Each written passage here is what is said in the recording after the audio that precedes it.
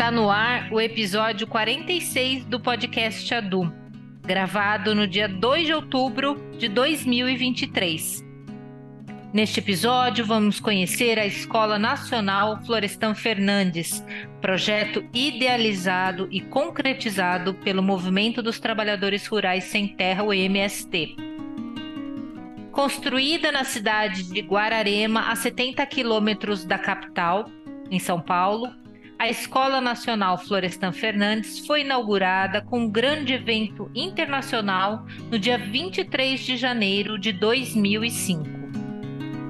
A Florestan Fernandes é uma escola em construção e foi erguida entre os anos de 2000 e 2005, graças ao trabalho voluntário de mais de 1.000 trabalhadores e trabalhadoras sem terra e simpatizantes.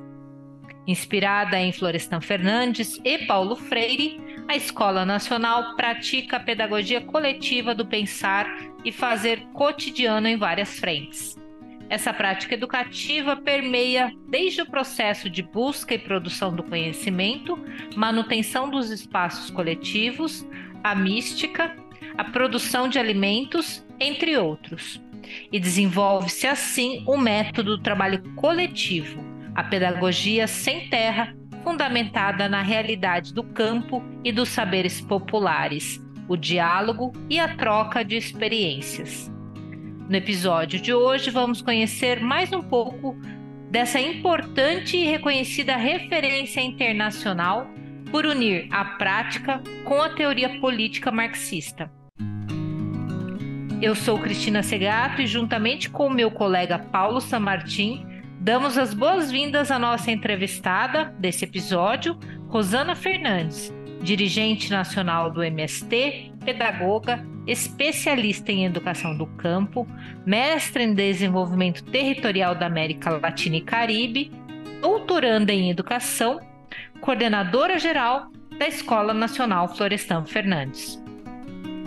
Agradecemos a sua participação e vamos à primeira pergunta. Como coordenadora geral da Escola Nacional Florestan Fernandes, quais são os principais objetivos e programas educacionais oferecidos por essa instituição? E como a Florestan Fernandes, como ela contribui para a educação e formação de ativistas e líderes sociais? A Escola Nacional Florestan Fernandes tem como principal objetivo formar militantes, dirigentes e quadros das organizações populares do Brasil, da América Latina e de outros continentes. Além desta perspectiva, né, de sujeitos que são formados pela escola, também conta-se com muita ênfase a projeção das organizações populares que enviam militantes, dirigentes e quadros numa perspectiva de transformação da sociedade, vislumbrando um projeto socialista. Nós temos, né, a Escola Nacional é resultado de um projeto que o MST vem organizando ao longo desses 40 anos de existência do Movimento Sem Terra, mesmo que a escola esteja completando 18 anos de existência efetivamente aqui em Guararema.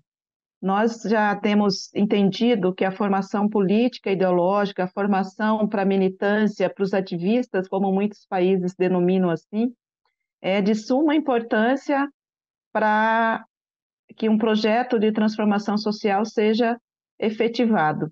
E no Brasil nós vivemos, né, momentos bastante urgentes, vamos dizer assim, de que essa transformação seja construída. Então, mesmo recentemente, né, com o processo eleitoral brasileiro, nós acreditamos que seja um passo dado, né, na construção de um jeito diferente de entender o Estado, de ver a sociedade, mesmo com um governo que esteja posto aí na perspectiva da classe trabalhadora.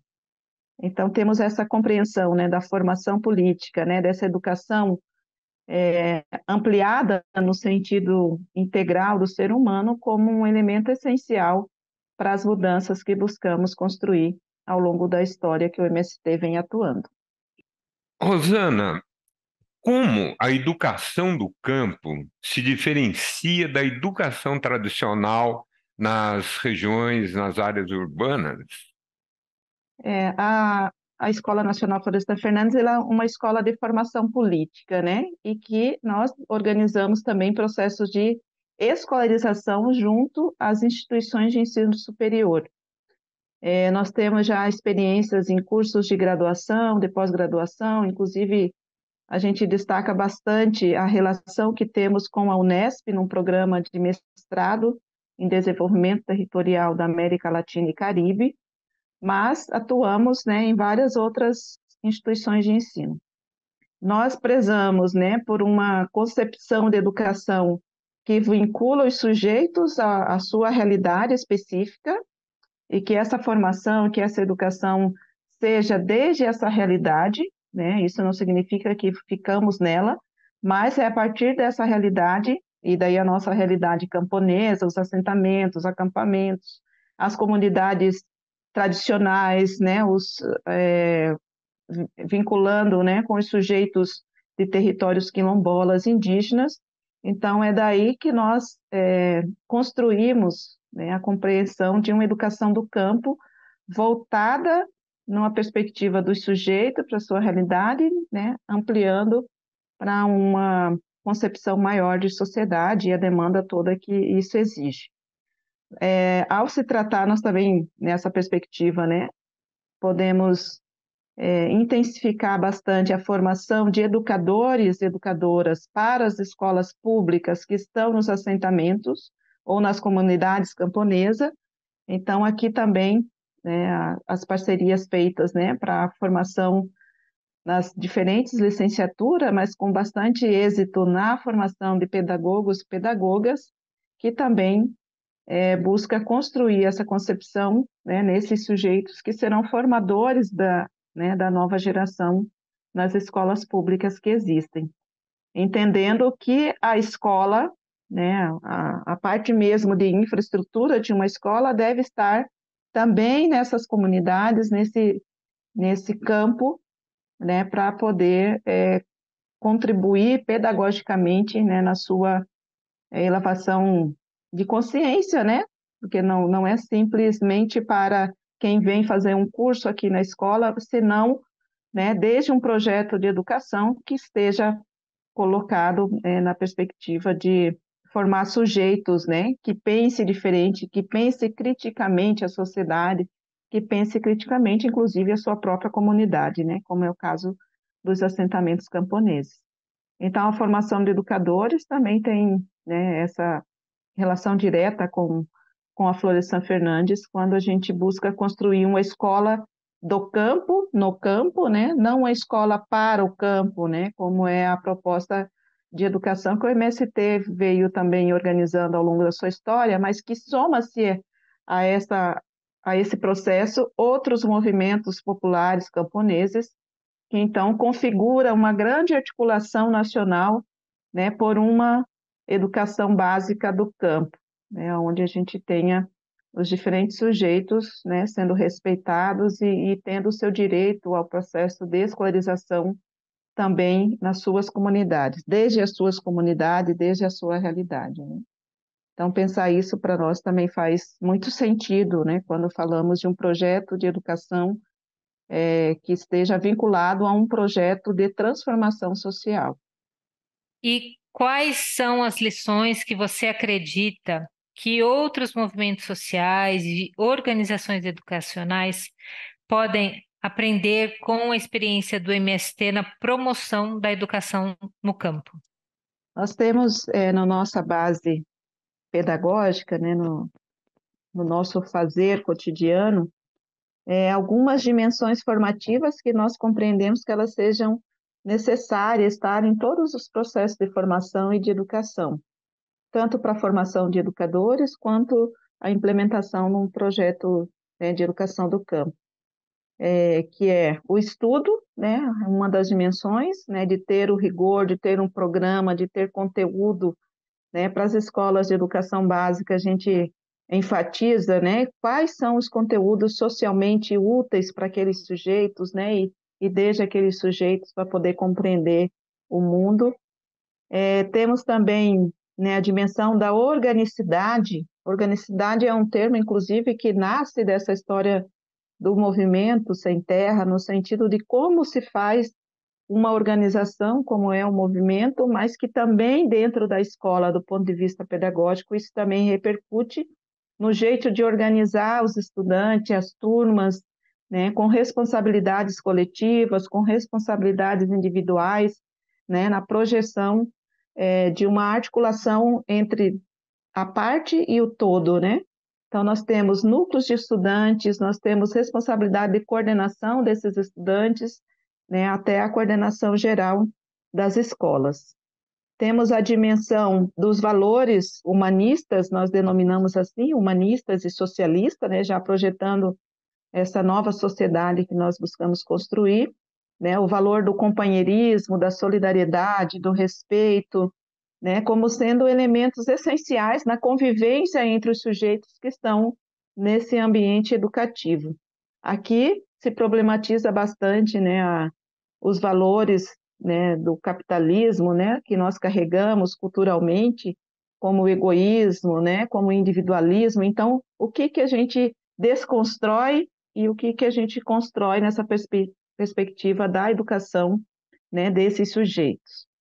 Uma outra dimensão é a dimensão da arte e da cultura, não apenas como espetáculos, né? É importante também ter acesso aos espetáculos, às peças teatrais, o que, né, apresentações musicais, mas aqui nós estamos falando da arte e da cultura como uma dimensão formativa, né? E aqui com muita ênfase também na compreensão da cultura popular, né, que desde os sujeitos das suas comunidades, né, do seu cotidiano também pode ser artistas, podem refletir sobre, né, a determinadas músicas, né, como que problematiza músicas da cultura de massa para a compreensão, né, desses sujeitos.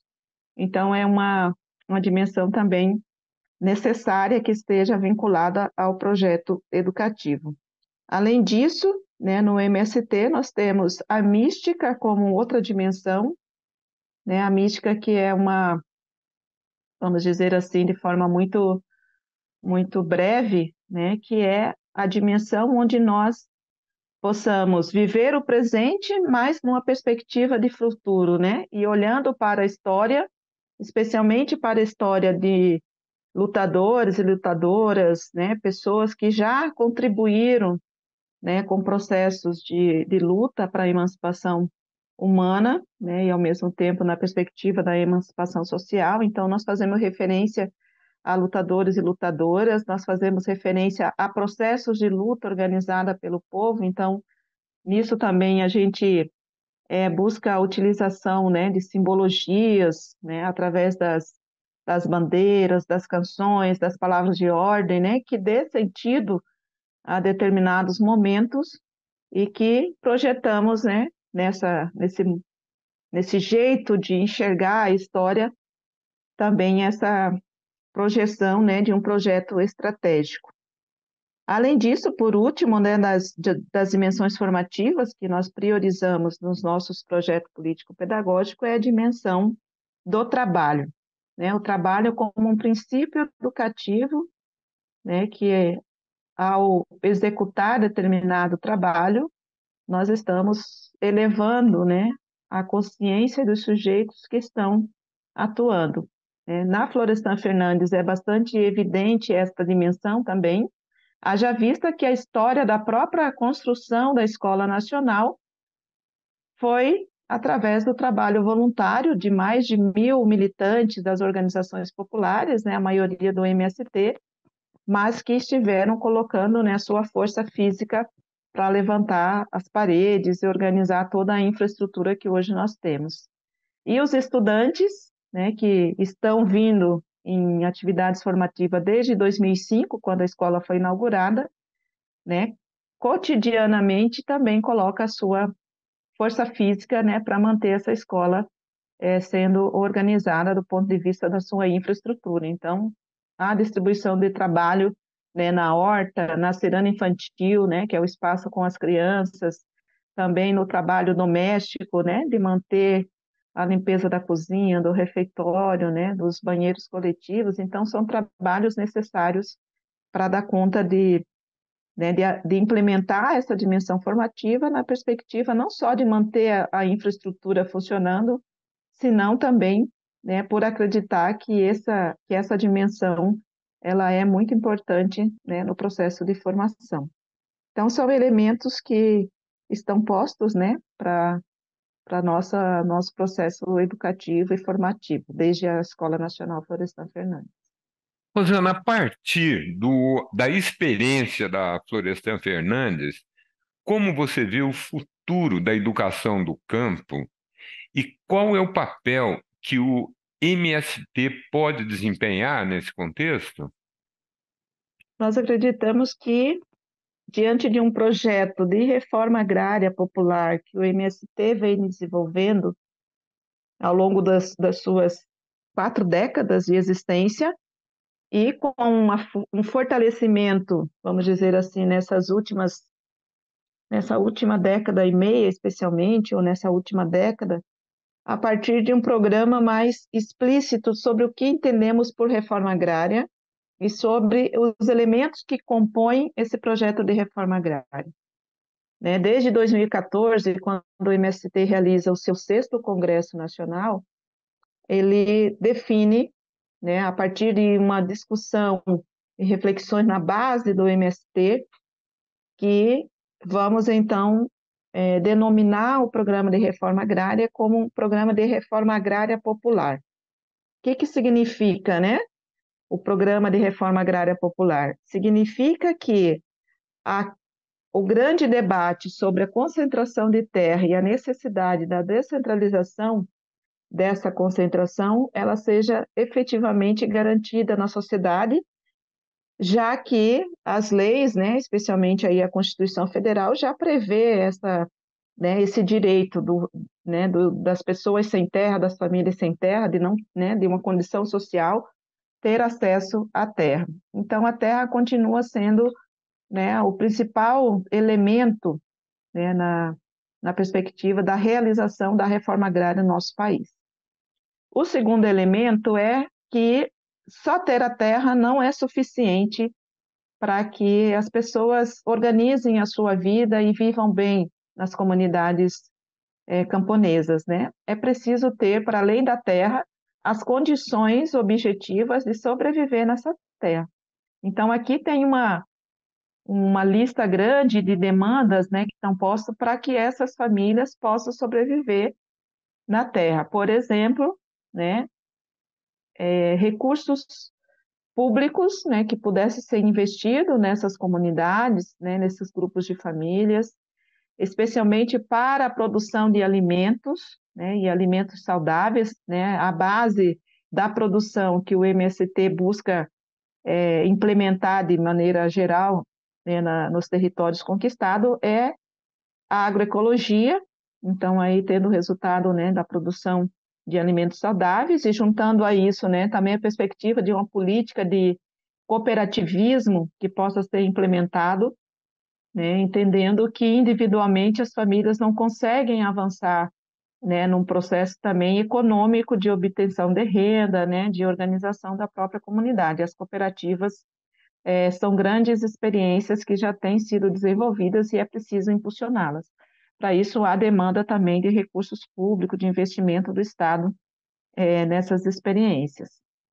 Assim como a escola pública, né, nas comunidades, né, aqui está uma frente de luta bastante grande, né, do debate da educação do campo, então garantir que existam escolas que tenham condições de infraestruturas necessárias, né, para funcionar, né? Nós vivemos um período da história, né, que denominava como educação rural, que era uma educação que estaria lá no campo, ou que até está ainda no campo, mas que não tem toda uma infraestrutura que corresponda à necessidade que os sujeitos do campo precisam, né? Tanto de salas de aula, laboratório, também espaços, né, de interação cultural, de produção de cultura, de arte, né, nessas escolas. Então, é um debate bastante grande, né, que o projeto Educação do Campo faz. Então, a escola é mais um elemento necessário para que a reforma agrária popular seja implementada. Temos também a discussão sobre a habitação no campo, né, a questão da moradia. Nós temos direito, né, as famílias camponesas têm direito de ter uma boa casa que seja compatível com o número de pessoas, né, que residem na casa, com a família, que tenha a condição de ter a energia elétrica, de ter água, né, abastecida por um mecanismo que seja compatível com aquela realidade camponesa. Então, são infraestruturas necessárias para que as famílias possam viver bem, né, nessa lógica, né, de ter a terra, mas ter as condições objetivas de sobreviver nessa terra. Além disso, nós temos também um debate que se amplia, né, nesses últimos anos, que é a relação do campo com a cidade, né? Como é que a gente constrói, né, uma vinculação da reforma agrária necessária, né, na distribuição de terra no país, das experiências de produção e vivência, né, dessas famílias, mas que tenha sentido também para o mundo urbano, né, para as pessoas que vivem na cidade. Aqui vale destacar que na pandemia, né, nesse período especialmente, o MST manteve um vínculo direto com as periferias, com as comunidades urbanas, né, na distribuição e na organização, junto com outras organizações populares, né, mas distribuição de comida in natura, mas também na produção das cozinhas comunitárias, né, as marmitas da terra, como em alguns lugares ficaram conhecidos, os mutirões, né, para plantação de verduras, de legumes, né, de frutas para as comunidades carentes na cidade. Então, a relação com a sociedade também faz com que o resultado da reforma agrária seja visibilizado e seja entendido pela maioria da sociedade como necessária, né, para o avanço de um projeto que vislumbre a dignidade do povo brasileiro, né, da classe trabalhadora, com tudo que a classe trabalhadora hoje possa representar, né, que não é uma classe homogênea, que não é o que foi lá na década de 1980, né, que temos alterações, mas que ainda entendemos como classe todas as pessoas, né, as categorias de trabalhadores que vendem a sua força de trabalho ou que dispõem da sua força de trabalho para conseguir manter a sua vida do ponto de vista objetivo. Nós temos aqui também, né, o debate da construção, né, de instrumentos populares, sindicais e também partidários, né, que possa colaborar com o projeto de reforma agrária, né. Mantemos, né, essa vinculação bastante direta, né, com os processos eleitorais, né, buscando sempre orientar e acumular nessa perspectiva de termos companheiros e companheiras no parlamento, né, federal também, a nível de estado, e agora se aproximando das eleições estaduais também nos municípios, que corresponda, né, a um projeto de campo, a um projeto de sociedade que almejamos. Então, pensar, né, um projeto de reforma agrária, né, que o MST vem desenvolvendo também é pensar processos formativos que possam ser ampliados, né? A Escola Nacional é um desses exemplos, mas nós temos também, para além das escolas públicas de educação básica, nós temos outros exemplos, né, de escolas regionais, escolas estaduais, na perspectiva da formação técnica, da formação política para os sujeitos camponeses, né? Queria destacar aqui, além da Florestan Fernandes, a Escola Latino-Americana de Agroecologia, que existe lá na Lapa, no município da Lapa, no Paraná, e a Escola Egídio Bruneto, que existe no sul da Bahia, né, que são experiências de formação política, de formação técnica, né, com foco na agroecologia, que tem toda essa perspectiva, né, da produção de alimentos dentro do Programa de Reforma Agrária Popular, que seja, então, a implementação como base, né, na produção de alimentos para a sociedade brasileira. E tudo isso está posto, com certeza, né, é um programa de reforma agrária na perspectiva de um movimento popular, como o MST, e está posto em contraposição ao projeto que o agronegócio tem para o campo. né? O agronegócio que pensa, né, na concentração de terra cada vez mais, né, na junção do capital financeiro internacional com os grandes latifúndios brasileiros e que tem apenas como horizonte o lucro para seus interesses, né? E para isso, né, a devastação do meio ambiente, né? A questão que a gente tem visto aí da Amazônia, né, do desmatamento, enfim, tudo está posto nesse projeto do agronegócio, que é vislumbrar um projeto de campo sem gente, né? Tudo bem com desenvolvimento tecnológico, mas a serviço de quem está esse desenvolvimento tecnológico. Nós também reivindicamos o desenvolvimento tecnológico para que as pequenas, né, propriedades e assentamentos, enfim, comunidades possam também desenvolver a agricultura que responda, né, a uma demanda social que está posta. Então, é um projeto que enfrenta, né, a lógica do agronegócio que historicamente esteve, né, imperando no nosso país, né, com uma ideia mais de latifúndio, né, e agora de empresa investindo nos territórios brasileiros. E para finalizar, Rosana, nossa última pergunta, estamos nos encaminhando para o encerramento do episódio. Rosana, quais são as lições que você acredita que outros movimentos sociais e organizações educacionais podem aprender com a experiência do MST na promoção da educação no campo? Podemos dizer que, né, temos várias lições assim que nós aprendemos, né? Nós, eu falo enquanto movimento, enquanto sujeito também inserido nessa organização popular que faz, né, essa luta e essa resistência no seu cotidiano. Mas um destaque, né, para essa resistência histórica que os sujeitos camponeses vêm fazendo no nosso país, né? Quando a gente olha para a história brasileira, nós tivemos muitas experiências, né? Muitas delas foram vencidas, né? Mas muitas também foram vitoriosas, né? Então a gente olha como um processo de acúmulo, né? Para os camponeses, para as camponesas, para as organizações populares. Então, esse é um destaque, né? Dessa resistência histórica que o povo camponês vem fazendo ao longo da história do nosso país, especialmente na luta pela terra, mas a gente sabe que tem muitas outras resistências em outras lutas específicas, né? Também podemos dizer, né, que outra lição seja o aprofundamento, né, e a elaboração, né, de concepção de educação, de formação, né, que vai dando identidade para os sujeitos que estão fazendo essa educação, fazendo essa história da luta pela terra, mas, né, podemos colocar mais específico com relação à educação, à formação dos sujeitos, né?